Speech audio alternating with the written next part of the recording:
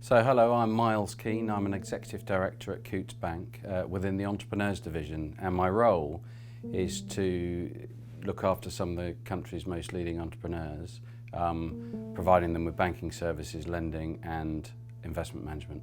So my own struggle with mental health started back just before the financial crisis. I was at a lecture where a professor sort of called the credit crisis before it happened, and we all know the impact of the financial crisis. But in the run-up to it, I developed what was later diagnosed as an anxiety disorder. So for me, the symptoms were feeling very, very edgy, and ultimately it led to a lack of sleep.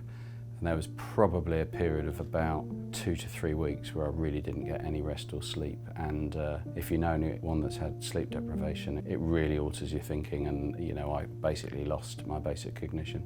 I was actually really very ill. I was hospitalised, I was in the Priory. I had some very good medical treatment, and just having that break away from the melee of work. I came back. Was I cured? No, not really. And it reoccurred 3 years later. So there wasn't the financial crisis. There was, I guess, the catalyst for me was probably around change. There were lots of changes going on at the time, and that precipitated the anxiety again. At the time, it had been undiagnosed. It was really the third time when I blew up, third and final, thankfully, that I was referred by work to occupational health. And there was a stigma around occupational health because it was kind of a bit of a, cart you off in a white van and don't come back scenario. That was sort of a joking perception of it. But actually it was the best thing that happened, because within a very short space of time I got a proper diagnosis.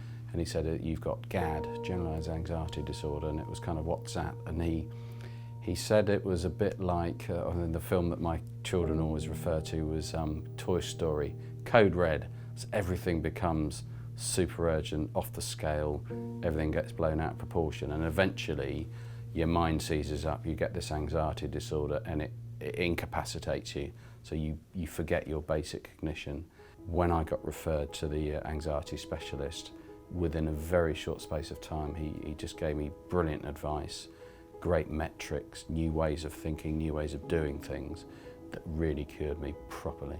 Speaking up's really important, and both in my personal life and home life, I just didn't. I bottled it all up, and it built and built and built, and that contains a pressure, and eventually led to my downfall. When I look back, if I had opened up and I'd reached out for the help that I needed, I would never have got to the position I was. When I was better and people saw me really starting to deliver again at work and really doing well, people had known I'd been ill, and I started getting all these taps on the shoulders for a quiet coffee. And when someone tapped me on the shoulder for a quiet coffee, I know exactly what they're going to talk about. And so in a way it was great. I was amazed that they weren't able to talk about it at work. They didn't know where to go for help. There were some brilliant resources, some really good people as well, some very good managers, but I think there was just a lack of confidence and a lack of awareness about how to handle such situations. So I really saw that as an opportunity to start something and make a difference. So I think if you're working in financial services at the moment and you are struggling, first thing to say is you're not alone. 1 in 4 people have a mental health challenge in their lives. Research from Accenture shows that 9 in 10 people are actually touched by this. It's massive and it's really out there, so you're not alone. The whole momentum has changed, so I think there's a lot more awareness. What surprised people when I started talking about it was, Miles, I had no idea. I had no idea about you going through that sort of journey. It's really good to see someone in a senior leadership position talk about it. And personal disclosure is really key to this, because they saw someone, basically say it's okay not to be okay. I've been through a journey, I've got help. People are remarkably resilient to turn themselves around. Don't be afraid of the stigma. I've had nothing but support, and actually the whole journey and how I've become involved in the whole wellbeing initiatives has been incredibly rewarding, and it's given me some experience I would never have had. Deep down, I used to be a real worrier. We used to worry about everything.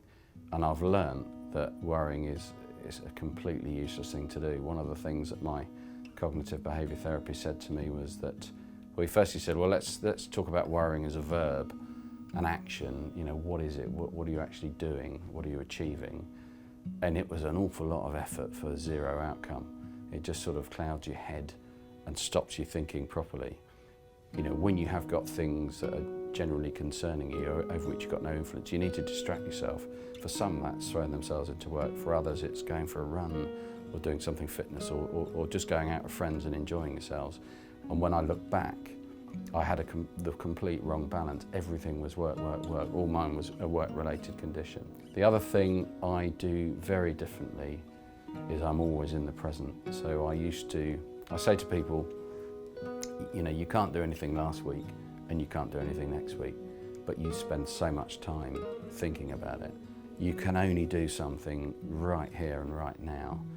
And when I look back at my productivity, it's completely game-changing. It's 4 or 5 times as productive as I've ever been, because I'm always in the present. I just seem to have a lot more capacity to do things.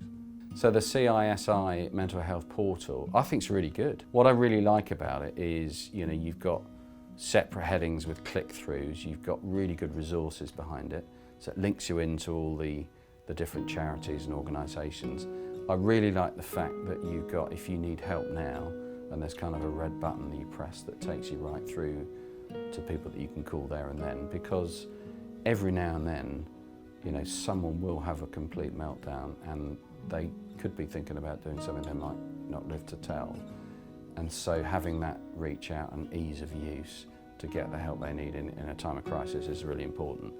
Financial services is a stressful business, and it's incumbent on us and the industry to really sort of tackle that head on and kind of put the resource out there and make it mainstream. You know, you break your arm, you break your leg, it's very visible, but you know, mental health is really hard to detect. So the more it's out there, the more normalised it is, the better it'll be for everyone.